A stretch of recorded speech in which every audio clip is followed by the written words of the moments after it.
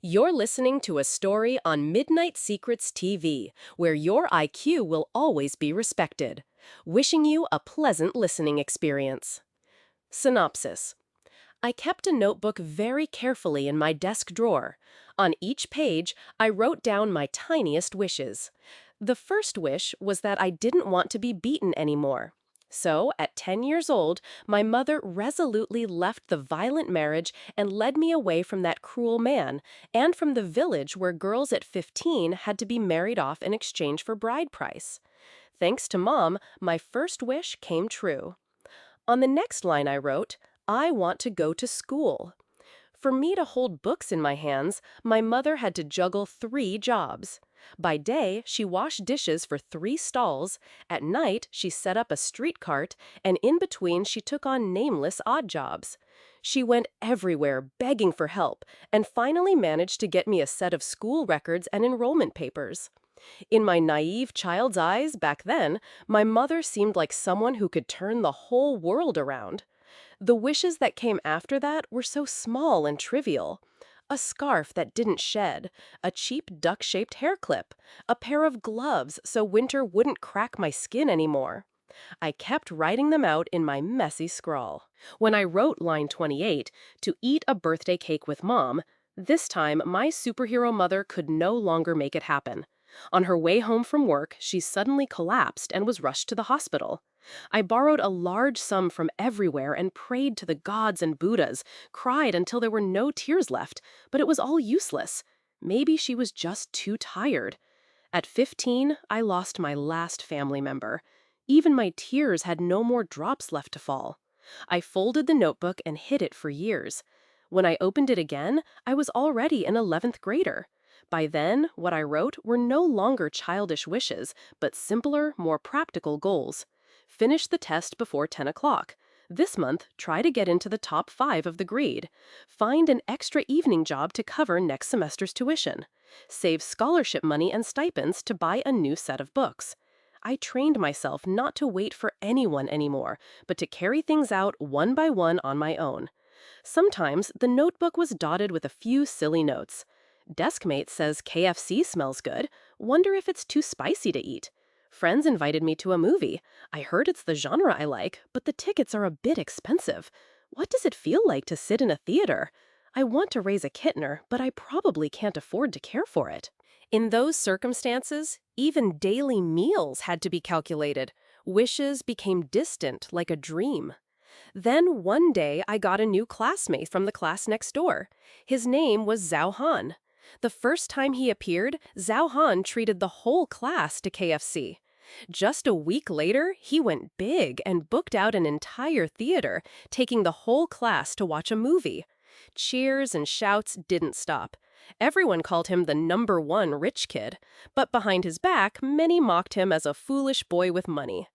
Those small wishes I had hidden in my notebook were suddenly fulfilled by a stranger.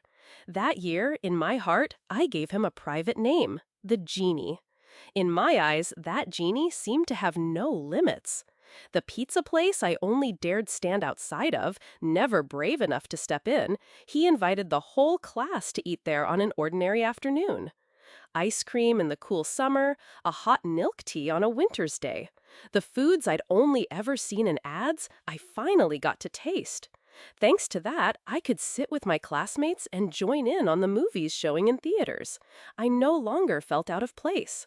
That winter, the whole class was given down jackets. For me, it was one of the rare winters that wasn't so bitter that my hands cracked and my ears burned red.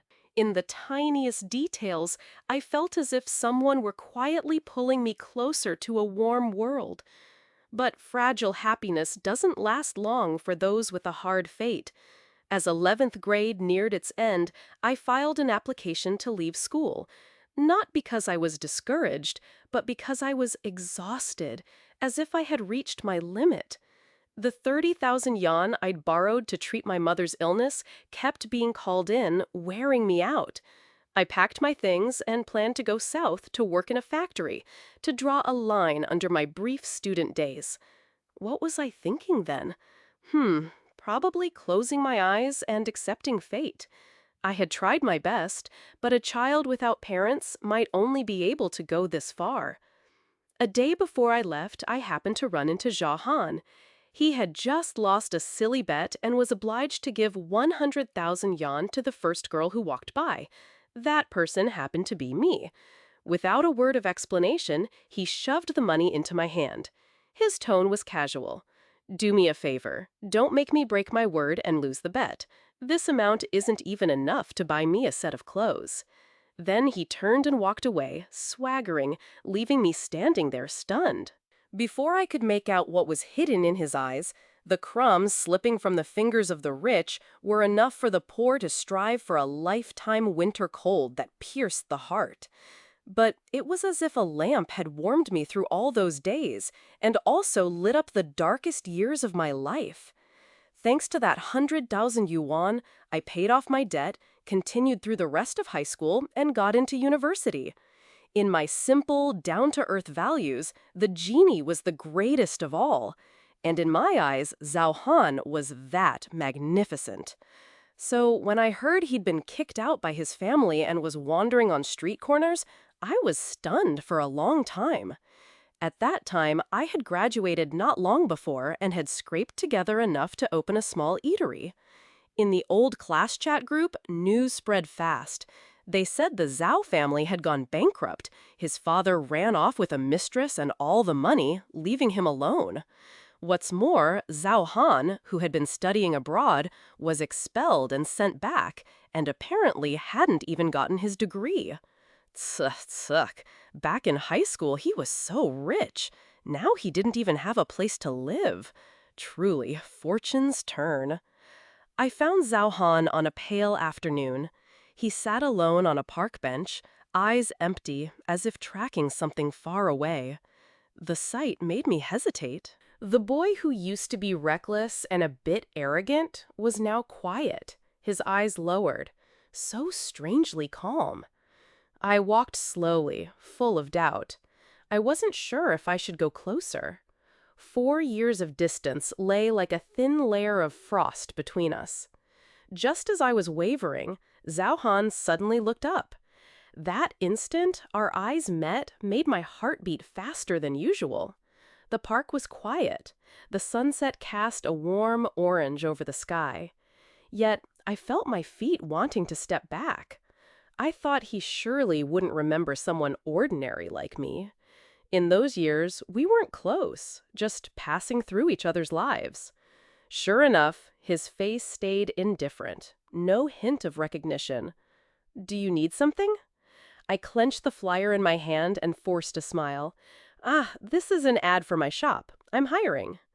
A brief silence. I heard my heartbeat stumble, then I hurried to add, "If you think it fits, would you like to try?" Even after bringing Zhao Han back to the shop, it still felt unreal. He walked in, eyes sweeping around, and asked softly, "Where will I stay?" I tried to keep my voice steady. 4,000 a month, with insurance, 8 hours a day, 2 days off per week. Only when I added room and board did his expression truly change. He agreed neatly. I thought to myself, 4,000 yuan in the past might have only covered one of his meals. Now it bought an entire month of his time. Maybe he really had nowhere to go. My shop wasn't big. Fried chicken, shredded chicken. Business was steady. The first floor was for the shop. The second floor was for living. 1 room for me, 1 piled with odds and ends. I cleaned up that storeroom, thinking I should buy a bed, more blankets, towels, new bedding. As I was fussing, Zhao Han wandered up behind me and picked up a box for me. I blurted out, "Just put it in my room. It's only toilet paper and detergent." He had just turned toward my room when I jolted and called out, "Wait!" But it was too late. Zhao Han had pushed the door open. The room was small. 1 glance and you could see everything. He looked up and, just then, saw the desk by the window. He paused, his eyes sliding over the photo on the desk, then turned to ask me, "Can I put it by the desk?" The tightness in my chest slowly smoothed out. Zhao Han probably didn't recognize it. After all, that group photo was an accident. On graduation day, photographer Zhang came to take pictures for us. You could do individual shots or with friends. When Zhao Han was taking his photo, I happened to be standing there daydreaming. The photographer's shout startled me, and I turned my head in a daze. That's how the unintended group photo happened. When the photos were printed, maybe the photographer thought we had posed on purpose, so he printed me a copy too. I took that picture with me to university and then brought it back to the shop after graduation. I found a frame, slipped it in, and carefully set it on my desk. Zhao Han back then was a tall, lanky boy with shaggy, bleached blonde hair covering half an eye, wearing a skull print t-shirt and ripped jeans. Handsome, but the mischievous youthfulness of that era showed through. Zhao Han now had short, neat black hair, simple clothes, looking very clean, so different from before. It was normal he didn't recognize himself. After fixing up the room, I took Zhao Han out to eat, but he barely touched the food, tasting a few bites and putting down his chopsticks. I understood. After a major blow, it's hard to keep an appetite. But when it was like that day after day, I began to worry. He looked thinner than when he arrived. I couldn't help it. I took him to a Western restaurant. It held an old memory for me, though I didn't know if he remembered. I ordered steak and a salad for him on purpose, choosing something easy to eat. Zhao Han took a few bites, then suddenly said, "I've been here before." I froze. I didn't expect you to remember. In my memory, back then, people always made him the butt of jokes. Idiot with money, rich kid who loves to treat. They borrowed the name of friendship to get him to pay for food, then mocked him behind his back. I was different. When I got my first part-time paycheck, I hesitated for ages and finally worked up the courage to treat him to a meal. I didn't expect our classmates to clamor to join in too. Surrounded by people, he put on a helpless face, then closed his eyes and pointed at random. "You, just one meal. The rest of you, don't bother me." And I became the lucky one. I remember the warm yellow lights that night and how he finished the steak and said calmly, "The chef here is pretty good, not much different from places I've eaten." I was delighted, as if poor Aladdin had, for the first time, been able to treat the genie to a proper meal. Now, 4 years later, we sat in that very spot again. Time closed into a circle. Still the steak, still the salad, still him and me. This time, Zhao Han finished his plate and said slowly, "It's delicious." "I like it very much." I smiled. A little warmth bloomed in my chest. I was about to get up and pay when a steady baritone sounded behind me, each word clear. "You know who I am, and I know who you are." I stopped and turned. His eyes were fixed on me, so determined I didn't dare look away. "The framed photo on your desk, the girl in it is you, isn't it?" That night, the old class chat group flared up like a prairie fire. "Everyone, looks like the Zhao family went bankrupt. So does his engagement to Lin Yanyan still count? Of course not. It used to be a perfect match. Now he's a penniless boy drooling over a rich heiress. Only an idiot would stay together." Sorry, wrong again this time. Miss Lin really is devoted. Even though Zhao Han is broke, she hasn't left. She's asking friends everywhere to find him. Sure enough, I got a friend request from Lin Yanyan. I hesitated, finger hovering over the screen, unsure whether to accept. Just then, there was a soft knock at the door. "I'm out of shampoo." Zhao Han stood there, his hair still damp, droplets sliding for the corner of his eye down to his collarbone. His loose t-shirt held a faint scent of fabric softener. His voice was calm, but his eyes flickered with near and far light. That face was almost dangerously handsome. My fingers tightened around my phone. My heart skipped. Last night's dinner had thinned the distance between us. He had seen the photo on my desk and recognized me. Thankfully, Zhao Han didn't interrogate me, didn't ask why I kept it there, and he didn't laugh at me. He just stayed quiet, letting me keep that tiny secret for myself. I hurriedly handed him a bag of toiletries I had prepared. "I forgot to give you this earlier. There's body wash, a toothbrush, and also shampoo." Zhao Han took it. His fingers brushed mine. So lightly, but enough to make me tremble. I snatched my hand back, eyes darting away so he wouldn't catch my fluster. While I was busy hiding my feelings, there was a soft click. Zhao Han had snapped open the bag. The corner of his mouth curved as he revealed an expensive bottle of shampoo inside. His voice carried a hint of amusement. "Boss, do all your staff use luxury brands like this?" I froze, not knowing what to say. I knew I had only bought him the best, but I didn't have the courage to admit it. So I hurriedly covered. "I usually use this, so I conveniently bought one for you too." The words were barely out when I regretted them, remembering how, while cleaning, Zhao Han carried that box for me. He must have seen the pile of cheap green shampoo bottles inside. My lie was so fragile it would shatter at a touch. I looked up at him, waiting nervously, but Zhao Han only nodded slightly, neither exposing me nor mocking me. He accepted the explanation easily, as if he didn't want to make me uncomfortable. In that moment, a familiar feeling rose in me, like in 12th grade. Back then, a boy mocked me for a stain on my skirt on a sensitive day. My face burned and I wanted to vanish. But Zhao Han suddenly sprang up. No explanations, no time for anyone to stop him, and he shoved the boy over, hitting him without restraint, silencing the class. When he was brought up to the stage to be criticized before the whole school, Zhao Han only said one indifferent line. He was an eyesore and disturbing my sleep. One offhand phrase shielded me. No one mentioned the shameful stain again, and no one knew I had secretly slapped that boy myself.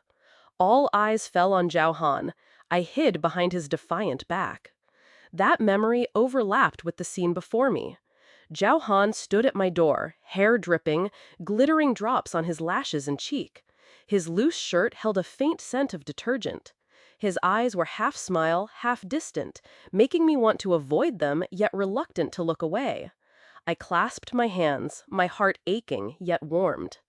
He turned to leave, then paused and tilted his head. The corner of his mouth lifted. His low voice sounded, "The shop across the street has pretty good rice noodles. The nearby wholesale market sells t-shirts that are cheap and durable, and that budget body wash actually smells nice." I blinked, not quite grasping his meaning, only seeing him hold his thumb and index finger a tiny distance apart. Simple things are enough to keep me going. In that hazy yellow light, his eyes shone in a different way. Then, like a knock on my heart, he spoke my name, clearly for the first time after so many years. "Do Han Ziep, I'm actually very easy to keep." The words brushed my heart like a feather. It began to beat wildly, out of control. I ducked my head to hide my blush, but Zhao Han had already caught that fleeting fluster. His lips lifted in a sweet, indulgent smile. I didn't expect that a few days later, Lin Yan Yan would come directly to my shop. The door swung open. A trembling female voice rang out. "Why won't you answer my calls? I've been looking for you for so long." With tears on her beautiful face, she lunged toward Zhao Han as if to cling to him. Her reddened eyes and wet lashes made her look even more pitiful, enough to soften anyone. Zhao Han lifted his hand. At first, it looked as if he would hold her, but the next instant, it became a firm push. "Don't touch me." Lin Yanyan froze. The tears flowed more, her voice shaking. "You're still angry at me, aren't you? I persuaded my mother. If we're patient for one more month, my father will agree too. Our engagement still stands." "There is no engagement," Zhao Han cut in, voice cold, eyes unwavering. "That was just a decision our parents made when we were children, with no tokens exchanged. I never agreed. It was never what I wanted." The room fell silent after that. I stood aside, my heart quivering. That coldness wasn't only for Lin Yanyan. It felt like a solid wall shutting out all the noise from his private world. After that, she came several more times, but Zhao Han never softened, never yielded. Once, when she blocked the doorway until midnight, he pulled out his phone and dialed the police. "If you want to marry, go find someone on a dating site. If you keep harassing me, I'll call the police as many times as it takes." His gaze was icy. Each word felt like metal striking. "Don't come looking for me again. You're bothering me and disrupting my life." Standing aside, even as an outsider, I felt those words were cruel. Lin Yanyan burst into tears and ran away. A week later, she no longer appeared. But the storm didn't subside. In the class chat group, the news surged again. Her best friend wrote, "It's heartbreaking. A rich girl brave for love, but still rejected. I even feel sorry for her. Feelings alone aren't enough. No money, no backing. How do you support a heiress? Can't even afford a bag. Do you expect her to suffer with you?" There's a kind of love that means letting go. I also broke up because of family gap. I miss him, but ideals can't beat reality. He's doing it because he truly loves Yan Yan. Someone pulled Lin Yan Yan into the group. Her message lit up with a crying emoji. "I know he doesn't want to burden me, but I really don't care. As long as we're together, even renting a tiny place is fine. I believe love can conquer everything." The message immediately drew sympathy, as if everyone wanted to believe a story right out of a romance novel, a rich girl recklessly pursuing love. I left the chat. Zhao Han stood behind the counter, tongs in hand. Oil popped and the aroma spread, making the girls nearby blush and whisper as they asked for his number. "I have a girlfriend already, thank you," he answered while handing them a box of chicken, voice cool, attitude decisive. Bright looks, tall figure, even with an apron he seemed out of place in that little shop. As if his existence had nothing to do with that simple space. Even his refusal sounded like an excuse to keep others away. That night we ate upstairs. I was a bit absent-minded, eyes on a Christmas ad playing on TV. Santa laughed, "Merry Christmas." I blurted out, "If you really have a girlfriend, I'll give you tomorrow off so you two can spend Christmas together. Same pay, consider it a staff benefit." Zhao Han's chopsticks paused. He looked up, his dark eyes fixed on me. "I don't." I blinked, and before I could react, he added, slowly but firmly, "I don't have a girlfriend, but there is someone I like." In the small room, the TV's noise seemed to fade away. Louder than anything was my racing heart. I tried to keep my voice steady, curiosity leaking out. "Really? What kind of person is she?" Zhao Han tilted his head, a flicker of hesitation passing through his eyes before he looked away. "She's serious, always trying hard, and incredibly strong. Back in high school, she was the most diligent and smart girl in class." "Then why aren't you together?" Zhao Han was silent a long while, then exhaled as if recalling an old secret. "I once wrote her a love letter, but our friends said the college entrance exam was most important to her. Confessing then would only rattle her. I didn't want to slow her down. Later, for various reasons, I went abroad, and we didn't meet again." In the class chat, comforted by friends, Lin Yanyan began to reveal the past. "Actually, we should have been together in high school, but my parents were divorcing. I could only study hard to ease things. That's why I stayed in the country for university. He didn't want to delay me, and decisively went abroad." I bit my lip, not knowing what to say, and offered the most mechanical comfort. "It's okay. If it's fate, you'll meet again." Zhao Han replied softly, but something gentle glinted in his eyes. He looked at me. His voice dropped. "We did meet again, and I feel like she's very soft-hearted with me, and especially attentive." His words made me freeze. He put down his chopsticks and asked back, calmly, "What about you? Is there someone you hold in your heart? What kind of person is he?" I couldn't bring myself to lie. After a long moment, I bit my lip and whispered, "Someone who once dyed his hair blonde. Someone very good." Zhao Han's eyes widened slightly, as if touching something familiar.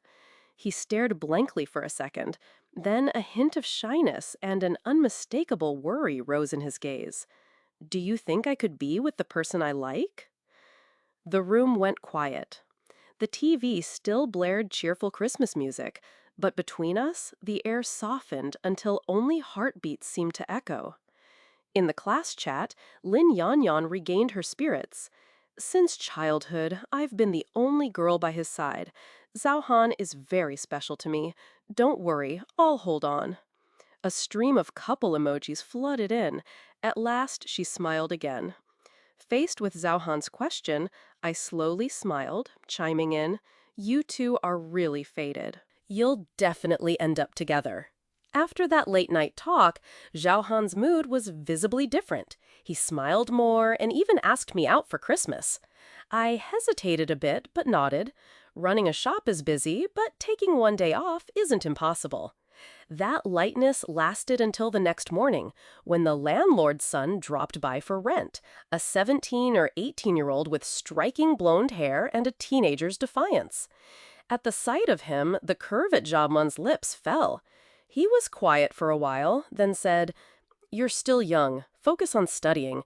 Don't dye your hair blonde like a thug." I suddenly remembered Zhao Han in high school, the rebellious image still vivid, so I couldn't help softly countering, "Don't judge by hair color. There are good blondes, too." I even smiled and recalled, "He's actually pretty good. Being young isn't so bad." Once, when someone caused trouble, he even called friends to help me out. Zhao Han's smile disappeared. His gaze bored into me. He spoke low. "Do you like younger guys?" Just then, the delivery call came at the door. I looked up, catching only a few words. "What did you say?" But Zhao Han didn't answer, only lowered his head in silence. On Christmas Day, the whole city was festive. Malls hosted events, squares were packed. As soon as we walked in, I felt the excitement, while Zhao Han was pensive, a little downcast. I handed him an orange juice, trying to lighten the mood. "Drink, cool off." He took it, thanked me softly, but still seemed out of sync with the surroundings. Couples held hands all around, smiles floating like pink bubbles. In that scene, we were just a small shop owner and a temp worker like misfits. I thought, if the one beside him were Lin Yanyan, his face would light up, not this lifeless look. We had gone a little way when we unexpectedly ran into the landlord's son again. He was with a group of friends, slinging arms over shoulders, laughing and calling out to me. Remembering his father's request, I pulled him aside and half scolded, half reminded. "Don't stay out too late. Be home before 8, then come by to see me." The landlord's family had always been kind. While nearby rents kept rising, they kept mine the same, so I often tutored their son. The blonde teen pulled a pained face. "You're seriously the best older sister in the world." The group laughed and moved on. I stood there smiling when I realized the space beside me was empty. Zhao Han had vanished. I looked around and found him by a flower bed. Not alone. Lin Yanyan stood beside him, exquisitely made up, fashionable and gorgeous. As I approached, I heard her through tears trying to grab his wrist. "I know you don't want me to suffer, but it's okay. Because you love me, you said those hurtful things. I don't blame you." I slowed and stopped amid the crowd. Bells jingled. Colored lights washed faces of hand-in-hand couples, a scene like a painting. Before me stood Zhao Han and Lin Yanyan, close enough for her to easily take his hand. Surprisingly, Zhao Han seemed absent-minded, not avoiding her. "You're still mad, aren't you? Because I didn't go abroad with you. You deliberately ignored me." Her voice trembled, eyes red. She opened her purse and pulled out a love letter, browned with age. "When you said you didn't like me, it was a lie. I know you wrote me a love letter in high school." Zhao Han's eyes froze. His face changed. "Where did you get that?" She stepped back, dodging his grab, brimming with certainty. "Zhao Han, you love me. I'm sure of it." Not far away, my heart skipped a beat. I had prepared myself, yet seeing that intimate scene and the pink letter, a hollowness opened up in me. I stepped back and accidentally kicked a pebble. The soft sound made them both turn my way. Zhao Han's eyes locked onto me. I tried to keep my voice even. "Sorry to disturb you both." We walked on a long way without speaking. The silence weighed on every step. At last, I broke it. Congratulations. Looks like you're finally with the one you like. Zhao Han stopped. He turned, brows shadowed, voice hoarse. Tohan Jiep, do you really want me and her to be together? I didn't dare meet his eyes.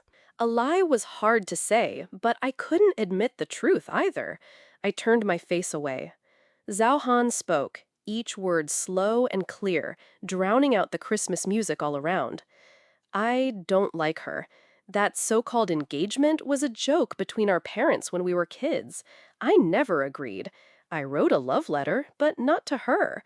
I never promised to study abroad with her, and don't care whether she studied at home or overseas. Each sentence thudded against my chest, making my heart tremble. I asked in a shaky voice, "You weren't happy tonight, were you?" "No." Zhao Han lowered his eyes. His long lashes cast shadows on his cheek. His voice was so soft only I could hear it. Too many people kept cutting in. He paused, then looked up, his eyes bright in the winter night. "I just wanted to spend this Christmas with you." In fact, this wasn't our first Christmas together. The first was in 12th grade. He sat in a fancy restaurant eating the most expensive dishes, friends beside him chattering with designer bags, while I, bundled in a constricting costume that made it hard to breathe, was selling flowers by the planter outside the square. In my simple, monotonous life, Christmas was no different from Valentine's Day or New Year's, just another ordinary holiday.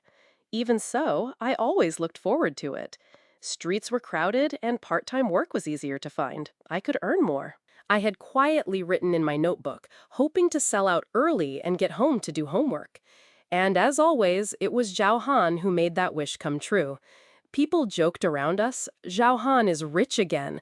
Being the school's big spender isn't enough. Now he's playing hero, saving everyone."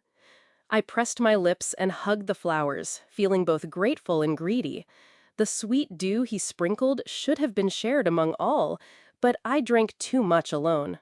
That night I tossed and turned, thinking only that I had to do something for Zhao Han. Whether secretly leaving the breakfast he liked in his desk, doing his homework summary with key points underlined, or taking cleaning duty for him, everything was covert, and none of it enough. Soon I realized I had very little to give. I had no money, couldn't buy expensive gifts. I was thin and weak, couldn't face off against anyone for him. No one at school dared pick fights with him anyway, leaving me no chance to help. After thinking it over, the only thing I had was my decent grades. So I once planned to approach him and offer to help him review and do problem sets together. When I let that idea slip, my desk mate looked at me like I was ridiculous. "Are you serious? Someone like Zhao Han? His family can donate a building and he'll get into any foreign university, then graduate and inherit the company. Grades mean nothing." You're overthinking it. For people like him, that money is like a grain of sand in the sea. They won't care, and neither should you. I didn't argue, but I couldn't agree. The wealth of the rich doesn't fall from the sky. I'd met many who were well off, but only Zhao Han had quietly reached out to help me. So even if that sum was nothing to him, to me it weighed heavy on my heart, impossible to forget. I went quiet, then whispered, maybe I should have understood long ago. The gap between us was too big. No matter how hard I tried, I couldn't cross it. The college entrance exam, the turning point I believed could change my fate, was insignificant in his world. Yet when memory overlapped with reality, and I caught his eyes resting on me, I couldn't hide my trembling heart. We truly came from two different worlds, but in that moment, I foolishly believed some invisible thread tied us together, making it impossible to let go. After Zhao Han went abroad, my phone would often show the weather for our two cities. Whenever it rained in London, I wondered if he'd brought an umbrella. When reading the news, my eyes drifted to the pound's exchange rate, just to see if it had risen or fallen. Then I wrote the final wish in my notebook.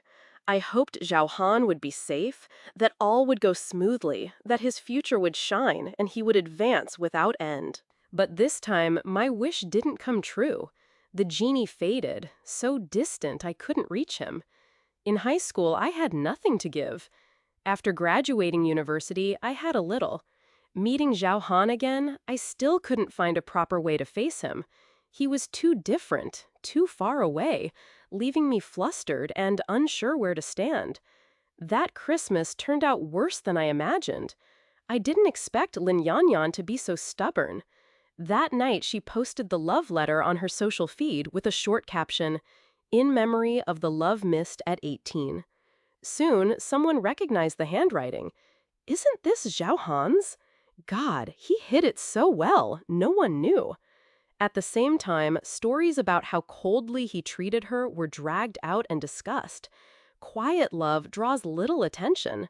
Broken drama is like spice, intoxicating the crowd. Their stories spread across class groups and onto social media, becoming a hot topic, as if everyone were living in a novel. On that winter night, Lin Yanyan stood outside my shop. Her voice trembled but cut sharp in the wind. "You're a coward. You didn't dare give me that love letter back then, and now you don't dare be with me." Was Zhao Han truly a coward? I looked at his tall, thin back, and an answer stirred. He never was. In high school, he lived boldly.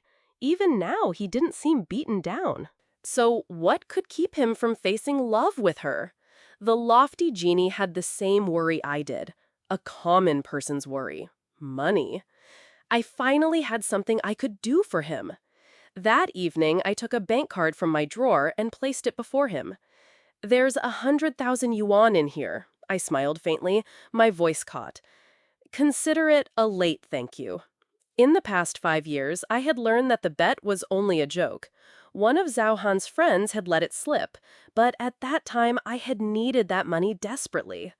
Later, in university, I did every job I could to save.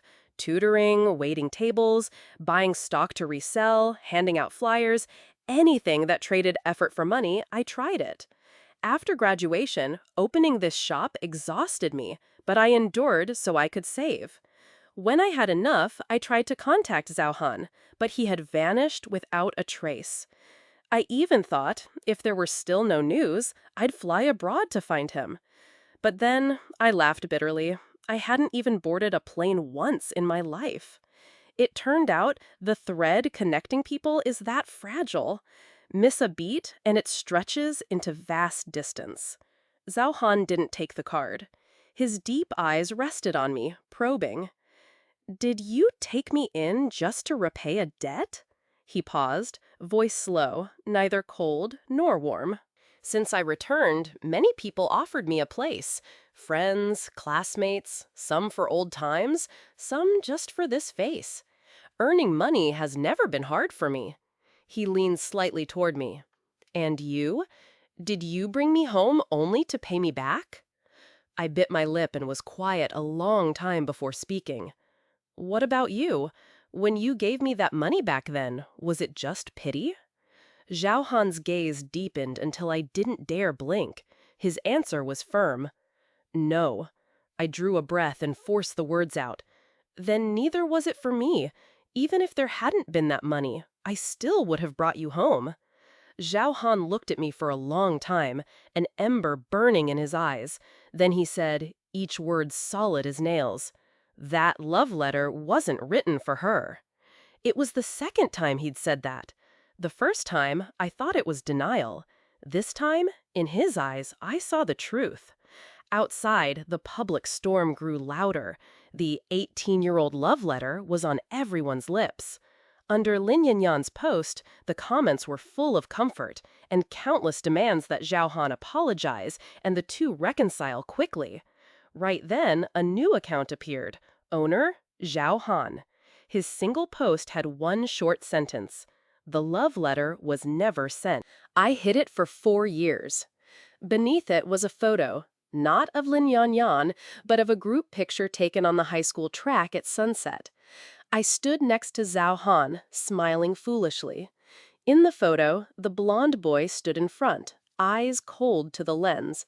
Behind him, the girl in uniform with a low ponytail had just lifted her face. The light pierced her clear eyes. The camera clicked just once, yet captured a rare moment. Two prints were made. One I hid in my notebook, carrying it through university until I returned. The other, Zhao Han kept across the sea. 5 years later, it was shown to everyone again. The moment he saw it on my desk, Zhao Han recognized it, because we shared that memory, both secretly keeping it as a joint secret without needing to agree. Lin Yanyan deleted her account and quietly left the class group.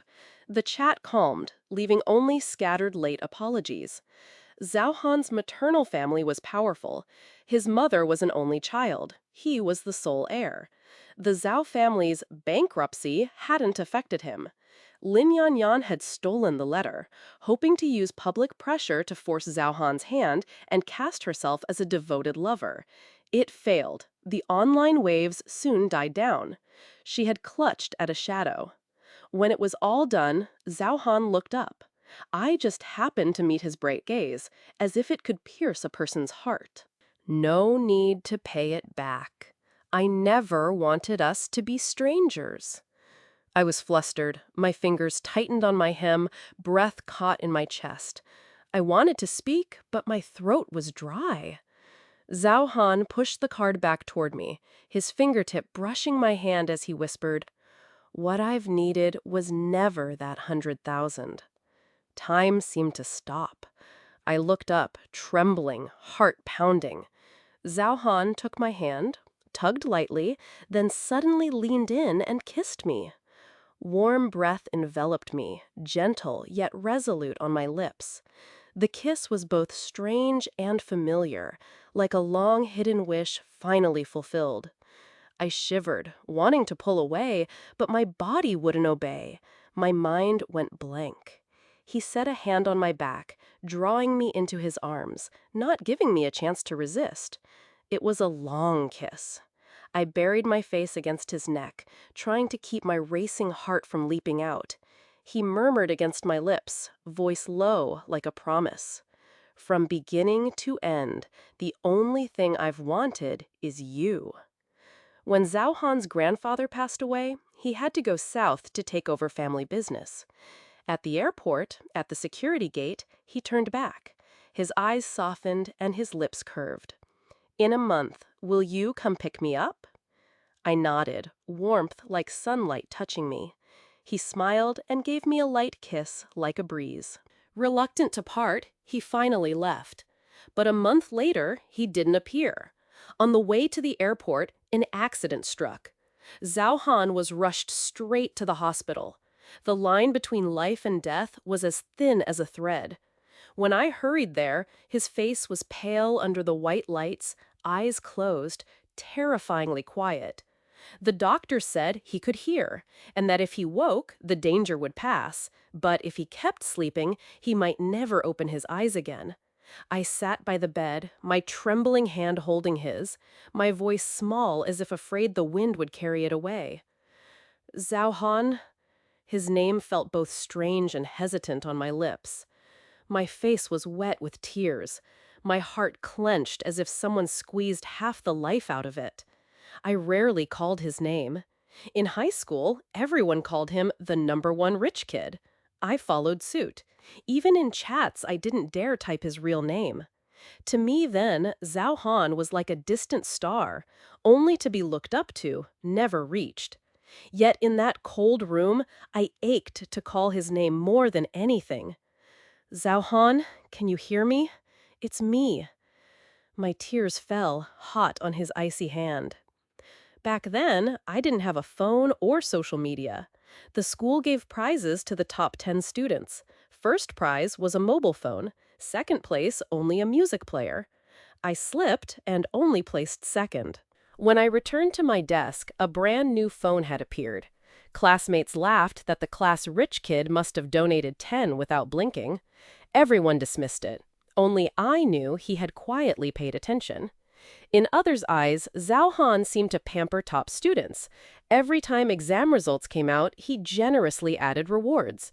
But to me, those gifts were never just money. They were encouragement, a hand that silently pushed me forward. I remember a school field study trip. Each student had to pay 800 yuan. I was the only one who didn't sign up. Then the homeroom teacher suddenly announced the trip would be fully sponsored. I knew it was thanks to him. On that trip, by chance, Zhao Han sat right beside me. The bus rolled on, the whole row was noisy, but our little corner was strangely quiet. He wore headphones, eyes half closed. I stole glances many times, at the strand of hair by his cheek, the bold eyebrows, the soft lips. He was like a sculpture. On the way back, the teacher told us to keep the same seats. I came early and, out of habit, wiped his seat carefully with a wet tissue, something no one knew. When the teacher handed out water, I took his bottle, opened it, and passed it over. Zhao Han, usually reserved, suddenly asked, "What are you doing?"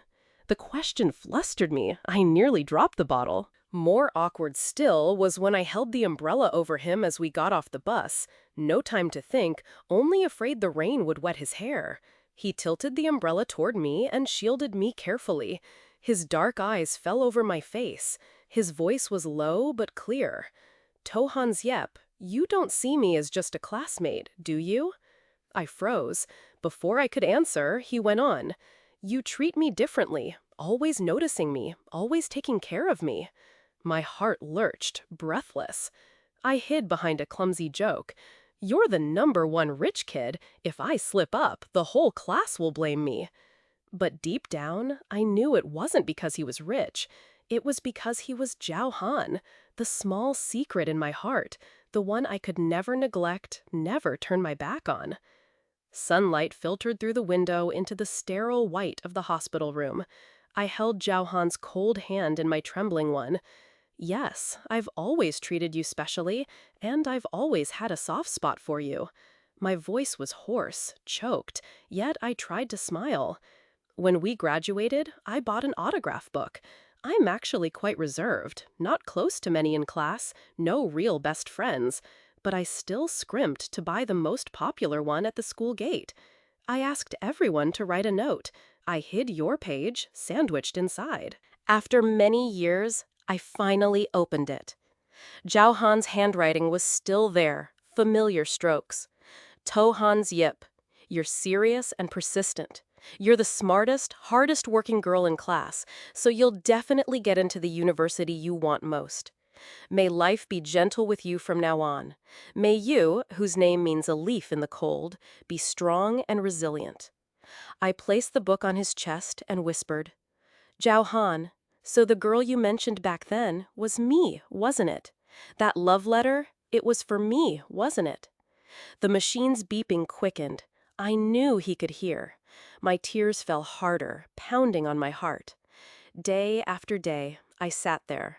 Sometimes I was so tired I fell asleep, my small hand still gripping his, afraid that if I let go, he would leave forever. I told him about the little shop, about the winter he gave me a coat, about the times we tasked each other in the hall without a word. I had secretly watched his back so many times. I cried, but I also laughed, because those memories were sweet and aching. "Zhao Han, wherever you are, I'll come to you. So don't be afraid." Old classmates came one after another. Some brought flowers, some food. They looked quietly at Zhao Han, then patted my shoulder. "He'll wake up. Someone like Zhao Han doesn't give up easily." Their words gave me strength. I dried my tears and kept talking to him as if he were sitting there listening. One morning, sunlight slipped through the crack of the window. My hand was suddenly squeezed. I looked up with a start. Zhao Han's eyes were open, dark and shining brighter than the sun outside. "Han Diep." His voice was raspy, but each syllable poured into my heart. I burst into tears and called the doctors. This time, they were tears of joy. Later, when he had recovered, Zhao Han often teased me. "If you hadn't cried my name in my dream that night, I might really have slept forever." Years later, at reunions, people still bring up our story. They call it the most beautiful love of youth. A reckless boy who, for a secret love, generously treated the entire class for 3 years. A strong girl who cared for her beloved in the hospital for 2 years and 8 months, kneeling at countless temples and shrines. Two people who once brushed past each other in different worlds finally walked hand in hand into the wedding hall. Each time, Zhao Han and I just sit, holding our daughter, look at each other, and smile with happiness. Love made us cry and laugh, ache and be fulfilled. My genie didn't leave after all, and the poor Aladdin in that story got the most important wish, a love strong enough to move the heavens. Thank you for taking the time to listen today. I truly cherish your comments, suggestions, and feelings. Don't forget to like, share, and subscribe to support the channel. See you in the